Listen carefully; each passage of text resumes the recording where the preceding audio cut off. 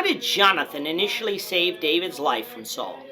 This is the question we seek to answer today as we continue our verse-by-verse study of the book of 1 Samuel on Walking Through the Bible.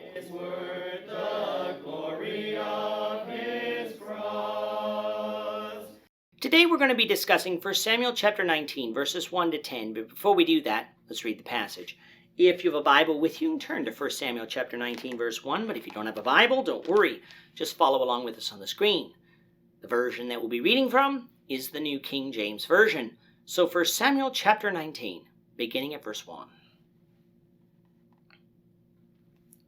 Now Saul spoke to Jonathan his son and to all his servants that they should kill David. But Jonathan, Saul's son, delighted greatly in David. So Jonathan told David, saying, My father Saul seeks to kill you. Therefore please be on your guard until morning, and stay in a secret place and hide. And I will go out and stand beside my father in a field where you are, and I will speak with my father about you. Then what I observe, I will tell you. Thus Jonathan spoke well of David to Saul his father, and said to him, Let not the king sin against his servant, against David, because he has not sinned against you, and because his works have been very good towards you. For he took his life in his hands and killed the Philistine, and the Lord brought about a great deliverance for all Israel. You saw it and rejoiced. Why then will you sin against innocent blood to kill David without a cause? So Saul heeded the voice of Jonathan, and Saul swore, As the Lord lives, he shall not be killed. Then Jonathan called David, and Jonathan told him all these things. So Jonathan brought David to Saul, and he was in his presence as in times past. And there was war again, and David went out and fought with the Philistines, and struck them with a mighty blow, and they fled from him. Now the distressing spirit from the Lord came upon Saul as he sat in his house with his spear in his hand. And David was playing music with his hand. Then Saul sought to pin David to the wall with the spear, but he slipped away from Saul's presence, and he drove the spear into the wall. So David fled and escaped that night. In our last lesson, we had David's marriage to Saul's youngest daughter, Michal. At first, David was reluctant to marry Michal because he didn't believe it proper for a man of such a lowly household to be son-in-law to the king. But Saul convinced David to do so, although Saul had ulterior motives, in that he thought that as his son-in-law, he would go out to battle for him and be killed by the Philistines, thus saving him from having to do the deed himself. David, though, wasn't killed by the Philistines, as God was with him. Coming now to chapter 19, and we find that Saul's jealousy of David hadn't subsided, so much so that he gathered his son Jonathan and his servants together and instructed them to kill David. Jonathan, though, had a close relationship with David, and so he informed David of this. Jonathan didn't tell David to flee, though, for he was going to try and convince his father to change his mind. Instead, David was to find a secret place to hide in the field, and the next morning, Jonathan would go out with his father into the field in order to speak on behalf of David. And that's exactly what happened.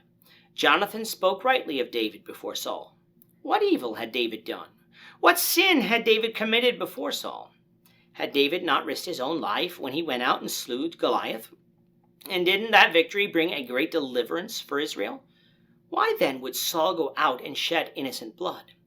Such would be murder, even for the king. The 10 Commandments forbade murdering someone, and the king was not exempt from those edicts. And even though Saul had gone down the road of sin for so long, he wasn't completely gone, for he did heed the words of Jonathan for a time and declared that David would not be killed. But note that phrase, for a time. We're going to see throughout the majority of the rest of this book, Saul changed his mind towards David on multiple occasions, including in just a few moments. At this point in his life, Saul was unstable. He wasn't clear-headed, and he was often ruled by his sinful emotions, like jealousy and rage, into doing things that a righteous man wouldn't do. Having assuaged his father's threats against David, Jonathan brought David back into the court, and David was in Saul's good graces again. When war came with the Philistines, David went out and fought and was victorious. But this distressing spirit that had plagued Saul these last few years, it seemed, this madness and paranoia, returned. And whenever it did, David again played for Saul in order to try and soothe him. But just like in chapter 18, Saul's disposition was getting gradually worse, and yet again Saul possessed his spear in his hand and used it to try and kill David. This is the third time that Saul has done this, and would really mark the beginning of Saul's consistent persecution of David that will take us through much of the rest of this book. There would be times when Saul came to his senses, and there will be times when David has a chance to kill Saul and doesn't. But we're going to find David on the run for much of the rest of this book, until the days when Saul is finally killed. With that, our time is up for today. The Lord willing, we hope you'll join us for tomorrow's discussion of 1 Samuel chapter 19, verses 11 to 24, as we continue our walk through the Bible, one verse at a time. Thank you for watching today's episode. We hope that you found it edifying and ask that you not only subscribe to our channel and podcast, but that you like and share this episode among your friends, so that the saving gospel of Jesus Christ can go out to the whole world.